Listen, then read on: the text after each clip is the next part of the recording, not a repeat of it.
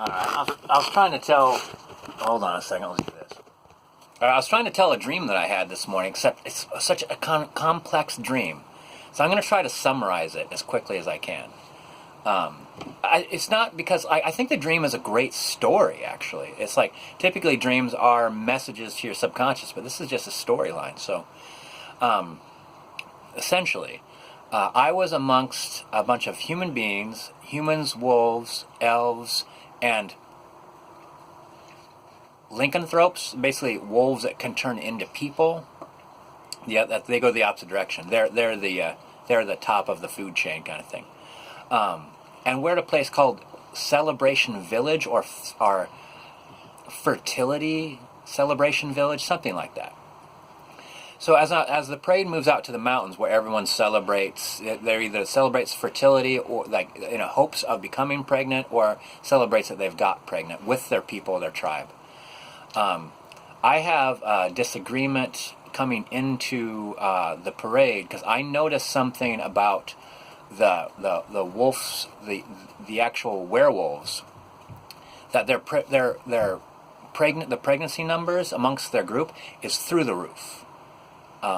It's like nothing I've ever seen before.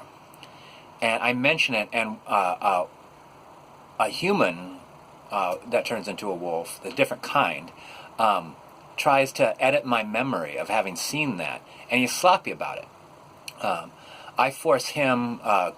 The word compulsion immediately leapt in my mind. I used compulsion to force him to admit what he had just done. Then his tribe came up on me, and the leader of the tribe tried to do another compulsion on me to forget what had happened and move on.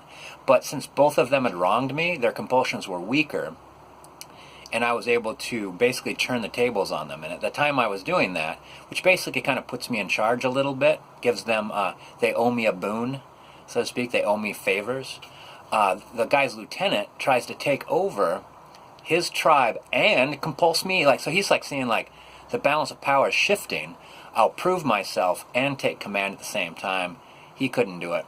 So basically I ended up with a bunch of people in their tribe that owed me a favor. I let them know I liked how the balance of power was, and if you try to ask them something that's so great that they want to refuse, their only opportunity then is to try to kill you. So you can't ask them anything that they might want to say no to. You can only ask them things you know they're going to say yes to, or you're going to have to fight them to the death. So I then move out. There is a massive wolf attack, and what I found out later is a pregnant elf. There was only one pregnant elf in all this massive amount of people. One pregnant elf, regular amount of pregnant human beings, and a massive amount of pregnant werewolves. That's not normal. All these wolves come down and they capture the one pregnant elf. I turned a couple of these bushes into wolves, and they looked so amazing. And so they were like, what'd you call them? They're basically I can't remember the name, but they're my henchmen. But they start attacking. And the second they capture, the wild wolves capture the elf, the pregnant elf, the rest start attacking people. And I get attacked by one wolf, and before I could really do anything about it, all the trees around me, in response to my fear, come down with their jagged branches, stab all the wolves, whip them into the air, and crush them. I then ask a favor of the werewolf tribe that I just used compulsion on to do their utmost to make this right, essentially.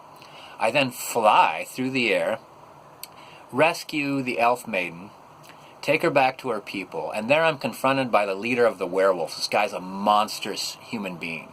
More wolf than man. A wolf that could turn into a human so he could communicate, essentially. And he says,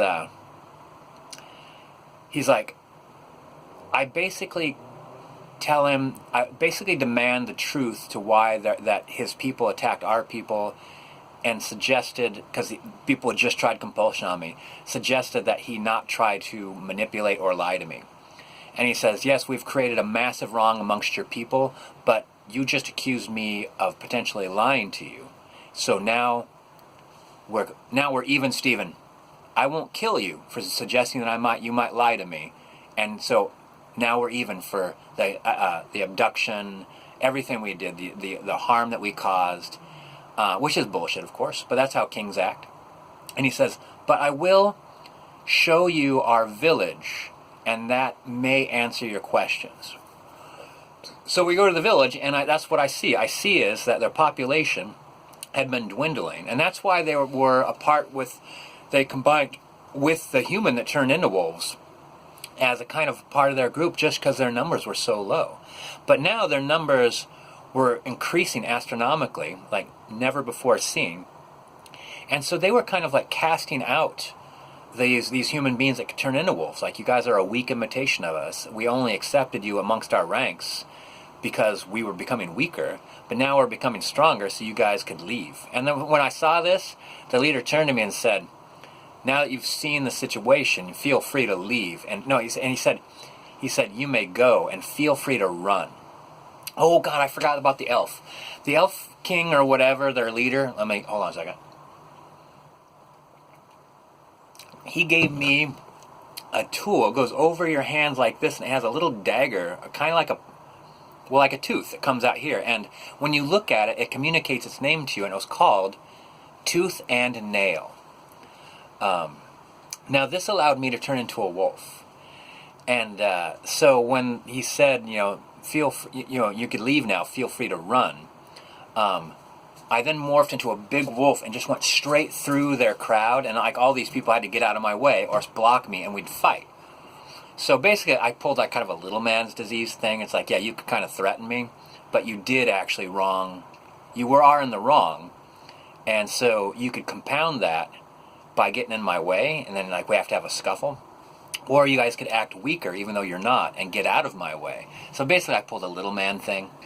And then I jumped over, not only did I jump over their high wall to show them it wasn't nothing but a thing, but then I flew as well.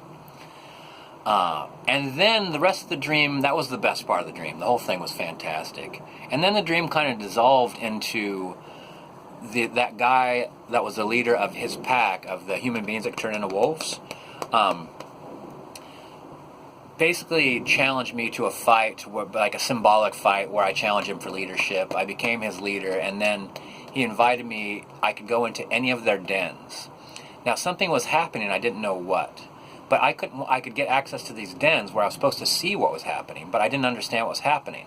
And there were experts with me that couldn't get access to the dens, so I didn't have the answers. But what was happening was the human beings that could turn into wolves were ostracized from their regular group, but then their children were being born as wolves that could turn into human beings. So they were giving birth to purebred werewolves right at the same moment that the werewolf group was kicking them out. So they were becoming like a separate new tribe of the exact same thing, which was unheard of. And I think that was the answer. That wasn't answered in my dream. That was only answered after I thought about it for a little bit. So I thought that was a pretty amazing dream. The language was through the roof. There was a lot of like, if your honor allows you to do so, may you, kind of stuff like that. And like when I thanked the Elf King, I couldn't directly thank him for what he had given me, or even look at it. I had to act like I was just like I was moving something of mine back onto my belt, but he was offering it to me. But like it couldn't be mentioned. Like in the etiquette was you can't acknowledge a gift. It had to be so subtle, as if no one paid attention to the gift, kind of thing. It was a lot of interesting stuff going on like that. My dream was full of culture, which I cannot communicate adequately. End of dream.